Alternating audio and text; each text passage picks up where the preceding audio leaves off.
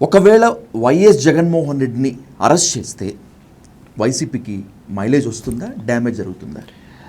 మీరు అరెస్ట్ అనే దానికి సింపుల్ థింగ్ చెప్తా. జగన్మోహన్ రెడ్డి మీద గతంలో పెట్టిన కేసులలో ఏ దానిలకు కూడా అరెస్ట్కు సంబంధించినంత కేసులు కాదు. ఆ రోజుల్లో ఆ 7 years అనే సెక్షన్, ఈరోజు 7 years అనే సెక్షన్ కింద 41 నోటీస్ ఇస్తే చాలు. ఓకే. సో నిన్న కూడా సుప్రీంకోర్టు ఒక జడ్జిమెంట్ చూసింటారు. అరెస్ట్ అనేది కంపల్సరీ ఉన్నప్పుడు ఇది చేసే ప్రక్రియ తప్ప అది రెగ్యులర్గా చేయాల్సిన అవసరం లేని అనే ప్రక్రియ. సో మీరు అంటున్నట్టు ఆయన అరెస్ట్ చేయడం అనేది జరగని పరిస్థితి, వీళ్ళు ఎంత గీ కొట్టుకున్నా జరగని పరిస్థితి. ఒకటి అంశం అయితే రాజకీయాలు ఎప్పుడే కానీ అతను లేకుంటే ఇంక ఎవడూ ఉండడు అనేది ఎప్పుడూ అబద్ధమైన విషయం. అది గుర్తుపెట్టుకోండి. చాలామంది కూడా ఒకరిని ఇప్పుడు నా కుటుంబంలో చూస్తే సూర్యుని చంపితే ఇంకెవరు ఉండరు అని అనుకున్నారు, కానీ ఇద్దరం వచ్చినాం కదా. ఆ రోజైతే మా నాయన కూడా ఉండే, ఈరోజు మా నాయన మా చిన్న ఆయన ఎమ్మెల్యే అయినాడు, నేను ఎమ్మెల్యే అయినాను, ఇది చేసినాం కదా, రివైవ్ అయినాం కదా. సో పొలిటికల్ సిస్టంలో ఒకరిని చంపినంత మాత్రాన, ఒకరిని ఎలిమినేట్ చేసినంత మాత్రాన వాటికి సమాప్తం అయిపోతుంది అనేది లేని విషయం. రాజశేఖర రెడ్డి గారు ఉన్నంత వరకు కూడా ఎవరు ఆలోచించలేదు. రాజశేఖర రెడ్డి గారు చనిపోయిన తర్వాత జగన్ రెడ్డి ఈ విధంగా ఇంత ఉవ్వెత్తున వచ్చి పోరాడి కాంగ్రెస్ అలాంటిది 30 ఏళ్ళ రాజకీయ జీవితంలో రాజశేఖర రెడ్డికి ఎప్పుడు కూడా ఎదిరించాలి అని ఎప్పుడు ఆలోచన వచ్చిండదు. కానీ జగన్మోహన్ రెడ్డి తన కొడుకు ఎదిరించినాడు, పార్టీ నిలబెట్టాడు. జైలుకు పోయిన తర్వాత కూడా జైలుకు పంపిస్తే పార్టీ ఉండదన్నారు. తర్వాత 5 సంవత్సరాలు లేదు, తర్వాత రివైవ్ అయ్యి పార్టీ పెట్టాడు లేదా. ఇప్పుడు 11 సీట్లు వచ్చిన తర్వాత జగన్మోహన్ రెడ్డి ఎక్కడున్నాడు అన్నాడు.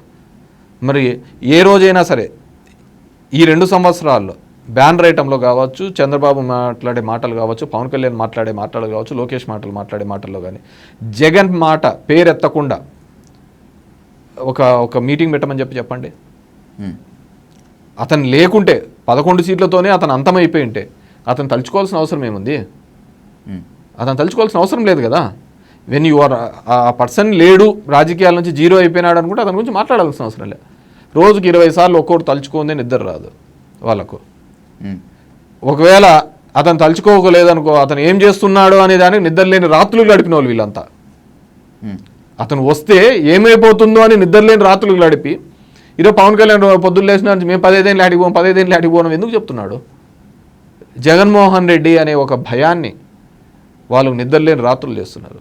రాజశేఖర్ రెడ్డి లేకపోతే ఈ ఆంధ్రప్రదేశ్ రాజకీయ చరిత్రలో 50 సంవత్సరాలు ప్రతిపక్షంగాను పాలకపక్షంగాను అంతా తన చుట్టే రాజకీయం తిప్పుకున్నాడు.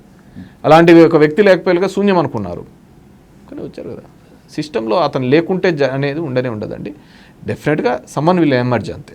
ఆ రోజు ఎవరు ఎమర్జ్ అవుతారనే తర్వాత విషయం అంతే. కానీ అమరావతిపై లేనిపోని అవాకులు చెవాకులు పెరగటము, మావిగన్ లాంటి తలాతోకలేని కాన్సెప్ట్ని తెర మీద తీసుకొచ్చి వైసీపీ తన మరణ శాసనాన్ని తాను రాసుకుంటుందని చెప్పి కూటమి నేతలు మాత్రమే కాదు, పొలిటికల్ విశ్లేషకులు కూడా అంటారు. ఏం చెప్పండి దాంట్లో.